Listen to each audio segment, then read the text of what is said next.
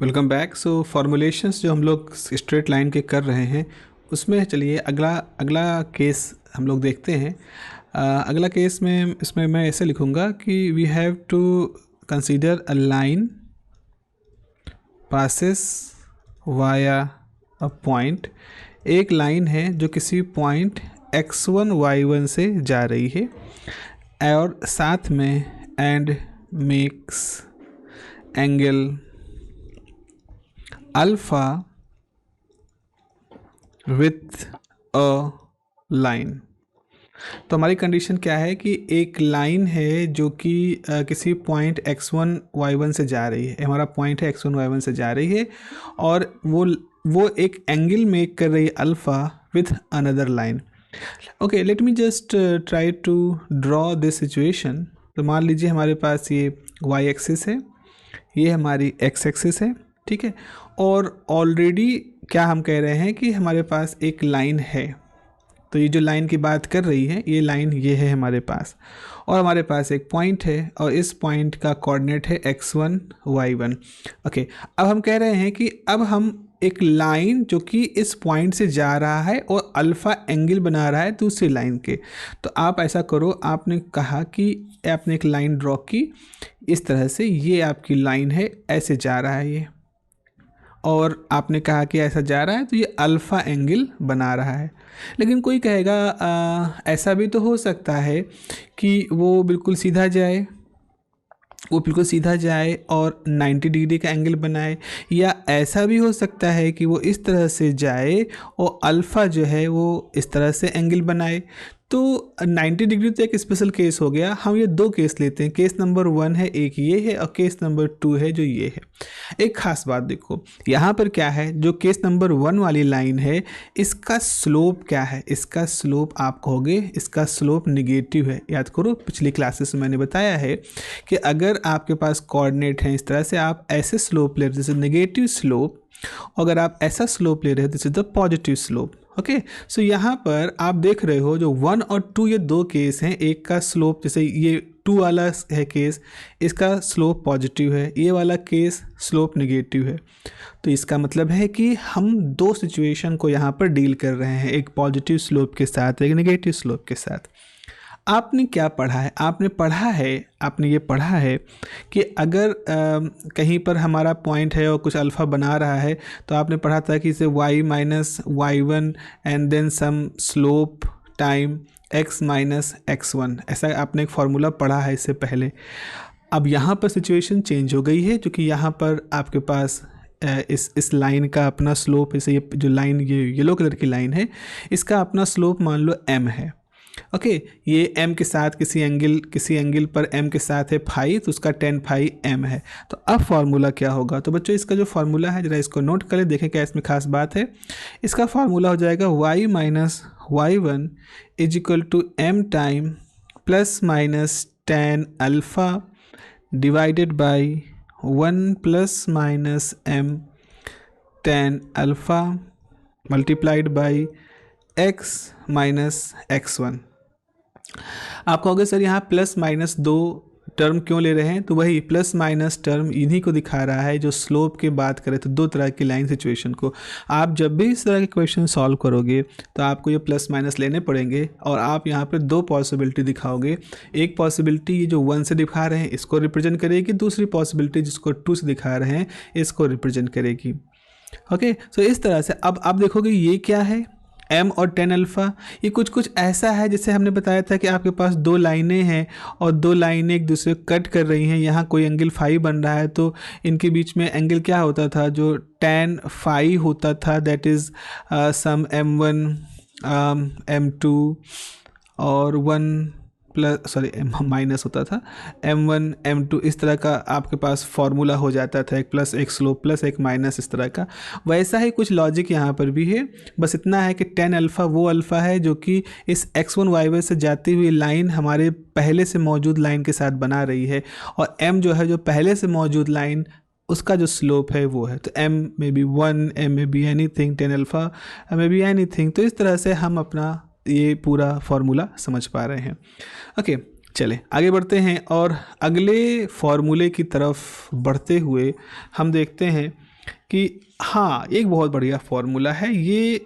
2 points की position के बारे में हमसे बात कर रहे हैं कि कुछ ऐसा है, इसे मान लो हमारे पास एक पॉइंट है m1, ये कुछ इसको मैं ऐसे कहूँगा, टू पॉइंट्स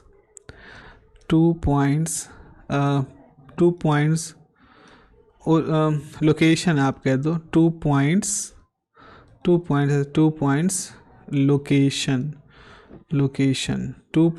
लोकेशन। क्या कहने का मतलब है, यहाँ हम क्या कहना चाह रहे हैं? सपोज़ हमारे पास एक पॉइंट है, सपोज़ इसका कोऑर्डिनेट है x1 y1, एक दूसरा पॉइंट है x2 y2। ओके, नाउ इनको कनेक्ट करता हुआ एक कनेक्टिंग लाइन है। अब हम कह रहे हैं कि हमारी जो लाइन है वो ऐसे भी जा सकती है, हमारी लाइन ऐसे भी जा सकती है। दो सिचुएशन नंबर 1, सिचुएशन नंबर 2। तो हमसे पूछा जाएगा, एक सिचुएशन दे दी जाएगी, इन पॉइंट्स के बारे में बता दिया जाएगा। ओके, हमें लाइन की इक्वेशन दे दी जाएगी, पूछा जाएगा कि बताओ क्या जो पॉइंट्स हैं, points are present at the same sides of the to the line, present at same side to the line, at same side to the line। मतलब जो ये आपने लाइन बताई है, जो आपने लाइन दी है, क्या ये जो पॉइंट होंगे ये उस लाइन की एक ही तरफ होंगे या अपोजिट साइड होंगे, और अपोजिट साइड्स। मतलब आपसे पूछा जाएगा कि जो आपने लाइन मतलब क्वेश्चन में जो लाइन दी गई है और जो पॉइंट दिए गए हैं, आप इनको देख के बताओ कि क्या ये दोनों पॉइंट लाइन की एक ही तरफ हैं या दोनों पॉइंट लाइन के दो तरफ हैं। यानी कि ये आपसे पूछ रहे हैं कि बताइए इन पॉइंट और इन लाइन के बीच में जो सेक्शन बनेगा वो एक्सटर्नल सेक्शन होगा या इंटरनल सेक्शन होगा। तो क्वेश्चन आपसे स्ट्रेट लाइन में ये पूछ रहे हैं, क्योंकि एक्सटर्नल सेक्शन का मतलब क्या है, आपके पास पॉइंट है x1 y1, आपके पास दूसरा पॉइंट है x2 y2, आपकी जो लाइन है वो उनको बीचों मान लो कहीं काट रही है इस तरह से कि ये जो एक हिस्सा m1 पार्ट का, एक हिस्सा m2 पार्ट का है। तो अब अगर हम यहाँ ऐसे करें तो इसको ऐसे कह सकते हैं कि this is something like m1/m2 1, या इसको कहते हैं लेमडा। तो आप क्या कहोगे, आप कहोगे मान लो कि हमारे पास लेमडा रेशियो 1 में ये जो लाइन है डिवीजन कर रही है। तो ऐसी स्थिति में आप कैसे लिखोगे? याद करो, इसका एक फार्मूला हम लोगों ने लिखा था। हम लोग ने फार्मूला लिखा था कि लेमडा जो है, जो कि रेशियो है m1 m2, it is minus ax1 bx2 plus c divided by ax2 plus bx2 x1 होगा, यहाँ x2 होगा प्लस c। अगर ये लेमडा पॉजिटिव आता है तो इसका मतलब है डिवीजन कैसा है, इंटरनल डिवीजन होने का मतलब है कि लाइन जो है वो इन दोनों पॉइंटों को एक रेशियो में काटती हुई जा रही है। तो यानी लेमडा 1 रेशियो है तो लाइन इसको काटती हुई जा रही है, इंटरनली सेक्शन हो रहा है। तो इंटरनल, अगर लेमडा की वैल्यू पॉजिटिव है तो सेक्शन इंटरनल होगा।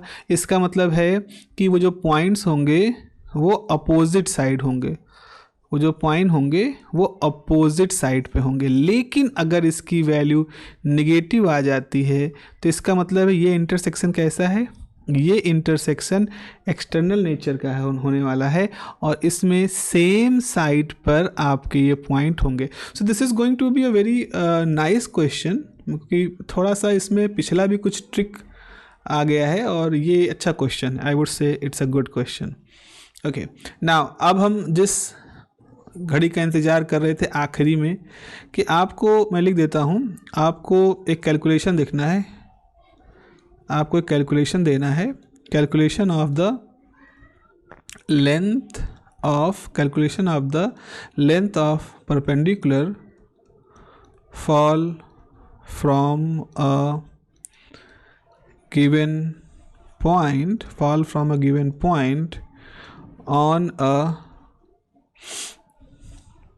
straight line। Calculation of length of perpendicular fall from a given point on a straight line। अब ज़रा सा इसको मैं इससे पहले इस तरह की चीज़ें हमने पढ़ी है, ज़रा उसके साथ हम आपको जोड़ के बताते हैं। इसे मान लो वाई एक्सिस है, ये हमारी एक्स एक्सिस है, ये वाई एक्सिस है। इससे पहले हम लोगों ने पढ़ा था कि मान लो हमारे पास एक लाइन है इस तरह से और आपने इसके ऊपर एक परपेंडिकुलर ड्रॉ कर रखा है, आपने एक परपेंडिकुलर ड्रॉ कर रखा है इस तरह से, ये है एंगल अल्फ़ा। तो ओरिजिन से आपने अपना परपेंडिकुलर ड्रॉ कर रखा है, तो ये 90 डिग्री का है। और ये जो लाइन थी इसकी अपनी कुछ इक्वेशन है, A X plus B Y plus C something equation है इज इक्वल टू 0। और अब आपको, और ये इसका लेंथ p है, ये जो लेंथ है ये p है। अब आपको इसके टर्म में इक्वेशन बनानी है। तो आपने कैसे इक्वेशन बनाई थी? आपका इक्वेशन था x cos alpha plus y sine alpha is equal to p। अभी हम क्या कह रहे हैं? अभी हम कह रहे हैं कि मान लीजिए हमारे पास एक पॉइंट है, सपोज़ हमने कोई पॉइंट यहाँ ले लिया और इस पॉइंट की वैल्यू है x1 y1, मान लो ये पॉइंट है। तो क्वेश्चन है calculation of the length of the perpendicular for from a given point on the straight line.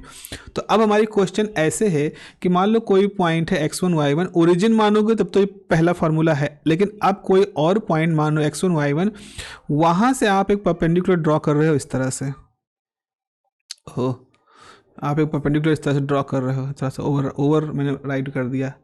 अब आपको ये कैलकुलेट करना है। अब आपको क्या कैलकुलेट करना है कि ये जो लेंथ है, ये जो लेंथ है ये कितनी होगी, इसको आपको कैलकुलेट करना है। Now this is a very great question and how you will solve this, let me tell you an idea ये है, देखो कैसे इसका आइडिया उन्होंने निकाला कि जैसे ये हमारा पॉइंट है ना x1 y1, चलो ऐसा करते हैं इस पॉइंट से भी हम ऐसे होती हुई एक लाइन ड्रॉ कर दें। तो ये लाइन x को यहाँ काटेगी, ये लाइन y को यहाँ काटेगी। ओके, तो जो हमारा पॉइंट था उससे होती हुई हमने लाइन खींची, और जो हमारा परपेंडिकुलर है उससे होता हुआ एक और परपेंडिकुलर ड्रॉ कर दे यहाँ पर, तो ये एंगल भी अल्फ़ा हो जाएगा। ओके, ये एंगल अल्फ़ा हो जाएगा। और ये जो लेंथ है, ये जो पूरी लेंथ है, इसको हम s मान लें, सपोज़ ये हमारी लेंथ s है। अब देखो फॉर्मूला, अब हमारे पास ये वैल्यू कैलकुलेट करनी है। ये जो ब्रैकेट में हमने मान लो p वैल्यू, इसको हम कुछ u वैल्यू कहते हैं, u सपोज़ इसको u कह दें, तो हमें u कैलकुलेट करना। अब आप खुद ही देखो, और इसको कुछ नंबर दे दें क्या? अब आप खुद ही देखो यहाँ पर u is equal to s you just say कैसे निकालोगे यहाँ पर? u is equal to s and this is something like s minus p, suppose ये s माइनस p। अच्छा, आपने कहा कि सर ये s माइनस p आप ऐसा क्यों कर रहे हो? क्योंकि हम इस ओरिजिन को थोड़ा सा शिफ्ट अगर कर दें तो हम अपनी y एक्सिस को यहाँ पर भी ला सकते हैं, अपनी y एक्सिस को यहाँ पर भी ला सकते हैं। तो अगर हम y एक्सिस को यहाँ ले आते हैं तो ये जो पूरा होगा, this is called the p, और ये जो पूरा है ये है s। तो यहाँ से आपको दिख रहा है s minus p is equal to u। अब s क्या है? इस पॉइंट x1 y1 के लिए है, तो इसकी वैल्यू हो जाएगी, इसकी वैल्यू क्या हो जाएगी? इसकी वैल्यू हो जाएगी x dash cos alpha plus y dash sine alpha, और ये वैल्यू हो जाएगी, इसमें से आपको p माइनस कर देना है। तो u जो आएगा, this distance between from this point x1 y1 to previously जो आपकी लाइन थी, उसका फॉर्मूला इस तरह से आपके पास बन जाएगा। है ना, दिस इज़ वेरी इंटरेस्टिंग कि कैसे हमने पहले से मौजूद एक फॉर्मूलेशन के साथ इसको कैलकुलेट कर लिया। तो ये आपके पास एक और बढ़िया सा फॉर्मूला है जिसको कि आप यूज कर सकते हो। अच्छा, एक और तरीका है, अगर हमारे पास लाइन ऐसे कि हमें लेंथ ऑफ द परपेंडिकुलर निकालना है, सपोज़ हमें लेंथ ऑफ द परपेंडिकुलर निकालना है, suppose we need to calculate the length of the perpendicular, u निकालना है। तो आपके पास इक्वेशन क्या थी? हमारे पास स्ट्रेट लाइन की इक्वेशन क्या थी?